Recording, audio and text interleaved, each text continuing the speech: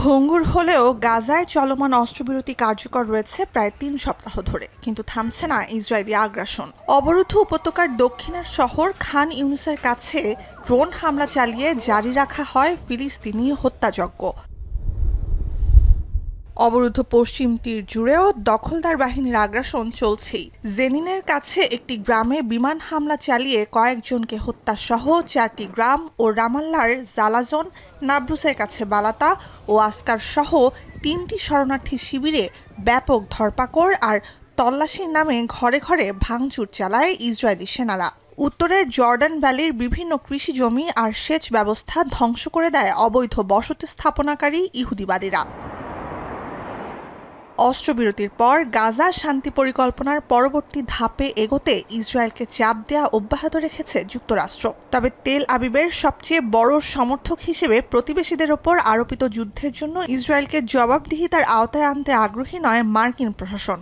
حكومة الاحتلال صحيح أنها تم الضغط عليها من أجل وقف حرب الإبادة بعد 735 يوم، أكثر من عامين من التدمير والقتل الذي يجري، وهي تحاول أيضا استمرار هذه الحرب العدوانية والإجرامية في الضفة والقدس، وبالتالي ما تقوم به بالأمس في ظل محاولات شرعنة ফিলিস্তিনি ভূখণ্ড শুধু নয়, বিরতি দিয়ে ইসরায়েলি হামলা চলছে লেবানন, সিরিয়া সহ প্রতিবেশী দেশগুলোতেও। আঞ্চলিক অস্থিরতার মধ্যেই বিশ্ব রাজনীতির অধিপতি যুক্তরাষ্ট্রের সকল মনোযোগ গাজায়। অস্ত্রবিরতির স্থায়িত্ব নিশ্চিতে গাজার শাসক দল হামাসকে নিরস্ত্রীকরণের পর উপত্যকার দেখভালে আন্তর্জাতিক বাহিনী চান মার্কিন প্রেসিডেন্ট ডোনাল্ড ট্রাম্প।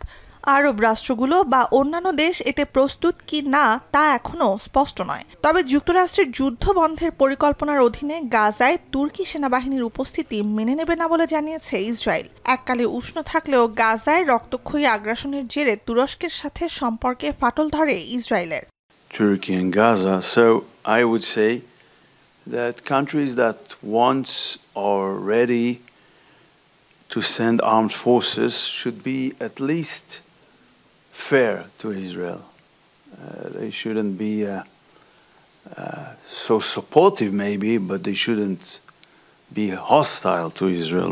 এদিকে ইসরায়েল ফিলিস্তিন সংকটের দ্বিরাষ্ট্রীয় সমাধানের লক্ষ্যে রিয়াদে ইউরোপীয় ইউনিয়ন সহ বিভিন্ন দেশ ও আন্তর্জাতিক সংস্থার প্রতিনিধিদের সাথে বৈঠক করেছে সৌদি আরব। অন্যদিকে 12 জিম্মির মরদেহ ফিরিয়ে দিতে চাপ বাড়তে থাকায় আরও এক জিম্মির দেহাবশেষ ইসরায়েলকে ফেরত দিয়েছে হামাস। চলছে পরিচয় শনাক্তের প্রক্রিয়া। খান ইউনিসে ভারী ভারী সরঞ্জাম দিয়ে ধ্বংসস্তূপ সরিয়ে চলছে বাকিদের মরদেহের খোঁজ। নুজহাত কামাল, এখন বিশ্ব।